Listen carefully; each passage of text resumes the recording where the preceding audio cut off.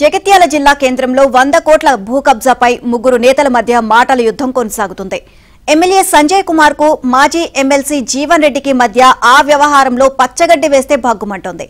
మొత్తం వ్యవహారంలో బీజేపీ కూడా ఎంట్రీ ఇవ్వడంతో వివాదం మరింత ముదిరే అవకాశం కనిపిస్తోంది.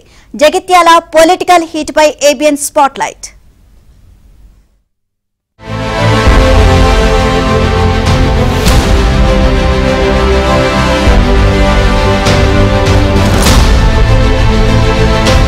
జగిత్యాల జిల్లా కేంద్రంలో 100 కోట్ల విలువ చేసే భూమి కబ్జాకు గురైందని మాజీ ఎమ్మెల్సీ జీవన్ రెడ్డి బయటపెట్టారు.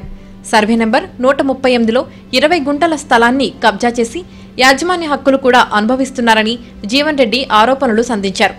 అంతటితో ఆగకుండా ఎమ్మెల్యే సంజయ్ కుమార్ కు అత్యంత సన్నిహితుడైన వ్యక్తి ఈ కబ్జాకు పాల్పడ్డారని కూడా వ్యాఖ్యానించడంతో వివాదం చినికి గాలివానగా మారింది. సంజయ్ కుమార్ జీవన్ రెడ్డి మధ్య రాజకీయ వైరం తీవ్ర స్థాయిలో ఉన్న తరుణంలోనే ఆరోపణలు రావడంతో జగిత్యాల జిల్లా కేంద్రంలో ఎవరి నోట విన్నా ఇదే మాట వినిపిస్తోంది. కబ్జాలను అడ్డుకోకుండా మున్సిపల్ అధికారులు ఏం చేస్తున్నారని కూడా జీవన్ రెడ్డి ప్రశ్నించారు. నాకు తెలిసినందుకు అప్పీలు పోయినట్టు ఆధారం నా నోటీసు లేదు అని నేను అప్పీలు పోయి దీన్ని సస్పెండ్ చేయించిండా లేక ప్రభుత్వంకి వెళ్ళి ఏదైనా ఉత్తర్వులు తెచ్చుకున్నాడా? ప్రభుత్వంకి వెళ్ళి ఉత్తర్వులు తెచ్చుకునే అవకాశం ఉండే మరి ఏమని తెచ్చుకున్నాడా?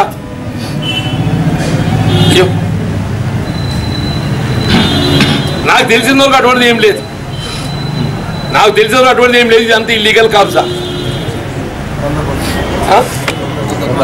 100 కోట్లు ఆయన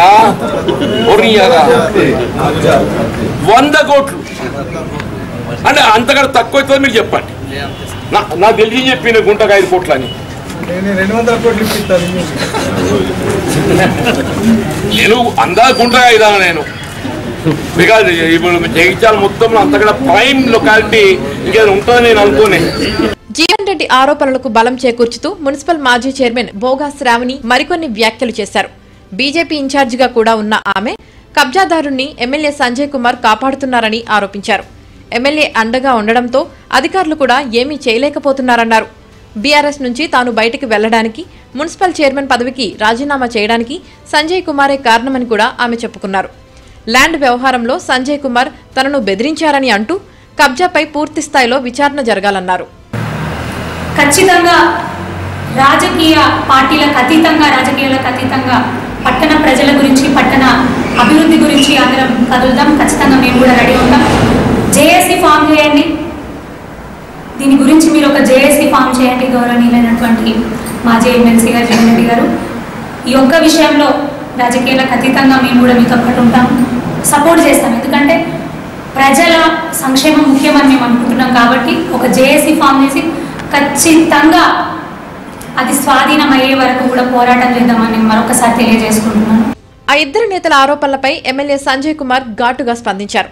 రాజకీయాల్లో ఉన్నంత మాత్రాన బురద పూస్తే తుడుచుకోవడానికి సిద్ధంగా లేమని అన్నారు. 100 కోట్ల భూ కబ్జాదారుడు తన స్నేహితుడు అయినంత మాత్రాన తనకు సంబంధం ఏమిటని ఎదురు ప్రశ్న వేశారు. స్థలంలో కొన్ని కాంప్లెక్స్ల ప్రారంభోత్సవానికి బోగా శ్రావణి ఎందుకు వచ్చారని మరో ప్రశ్న వేశారు. పార్లమెంట్ ఎన్నికల సందర్భంగా ఆ కబ్జాదారుని మద్దతు కోసమే జీవన్ రెడ్డి వెంపర్లాడారని సంజయ్ కుమార్ దెప్పిపొడిచారు. మున్సిపాలిటీ ఈ 100 కోట్లు అనేది అది నేను 7 ఏళ్ల కింద ఎమ్మెల్యే అయినా అది 75 ఏళ్ల కింద. ఇప్పుడు ఏ వ్యాపారస్తులని మంచాలకి చెప్తున్నాడు నా మిత్రుడే, మళ్ళా నేను చెప్తున్నా, వాళ్ళ ముత్తాతగా ఉన్న జాగ్రత్త, వాళ్ళ ముత్తాత భోగస్వామి గారు వాళ్ళ ఫేస్బుక్లో పెట్టారు. అదే పెట్రోల్ పంప్ కాంప్లెక్స్లో 2020లో వాళ్ళ చైర్మన్గా ఉన్నప్పుడు ప్రారంభోత్సవానికి పేరు పక్కన వాళ్ళ మామగారు ఉన్నారు. జీవన్ రెడ్డి గారు కూడా మిడిల్ ల్యాండ్ మిత్రుడిగా అన్నారు. మంచాల కృష్ణ ఇంటికి మొన్న పార్లమెంట్ ఎలక్షన్ కంటే ముందు పోయేది వాళ్ళ ఫేస్బుక్లో పెట్టింది. ఏదో దొంగతనాల ఫోటోలు తీసినవి కాదు వారి ఫేస్బుక్. కాబట్టి వాళ్ళందరూ సంబంధాలు పెట్టుకుని ఈనాడు నిన్న అంటే మొన్న జీవన్ రెడ్డి గారు ఏమనలేదు, కానీ జీవన్ రెడ్డి గారు ఏమనలేదు, ఎమ్మెల్యేగా వారు కూడా బాధ్యతగా చేస్తున్నారు. తప్పకుండా నా బాధ్యతగా చేస్తా. నిన్న మాత్రం సోదరు మాజీ మున్సిపల్ చైర్మన్ ఎమ్మెల్యే ఇదొక కారణం, నేను అల్లకెళ్ళి పోయేటప్పుడు ఇక పోయేటప్పుడు ఒక కింద పుడుదలిపోలేదు, ఇష్టం లేకపోతే పార్టీలు మారుతుంటారు. సంజయ్ కుమార్ కామెంట్స్ పై జీవన్ రెడ్డి బగ్గుమన్నారు. భూ ఆక్రమణపై విచారణ కమిటీ పనితీరును ప్రభావితం చేసేలా ఆయన మాట్లాడుతున్నారని జీవన్ రెడ్డి అన్నారు. ఎమ్మెల్యే సంజయ్ కుమార్ ప్రజల పక్షమా, కబ్జాదారుల పక్షమా తేల్చి చెప్పాలన్నారు. ఉత్తరం రాసిందని ఆరోపణలు వస్తున్న విచారణ చేయండి. నేనంటున్నా ఇది ఆక్రమణకు గురవుతుంది, ఆక్రమణకు గురైంది అని నేను పేర్కొంటున్నాను. నేను ఆధారాలతో చెప్తాను ఇది ఆక్రమణకు గురైంది, చర్య తీసుకోండి నేను పేర్కొంటున్నా. మా మిత్రుడు ఎమ్మెల్యే గారు ఏమంటున్నారు, ఆరోపణలు వస్తున్నాయి కానీ అక్కడ బార్ షాప్ ఉన్నది,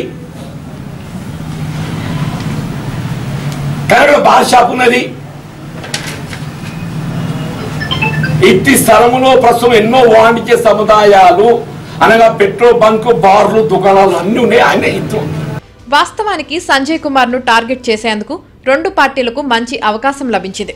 ఇప్పుడు జీవన్ రెడ్డి, బోగా శ్రావణి చేసిన ఆరోపణలు జిల్లాలో హాట్ టాపిక్ గా మారాయి.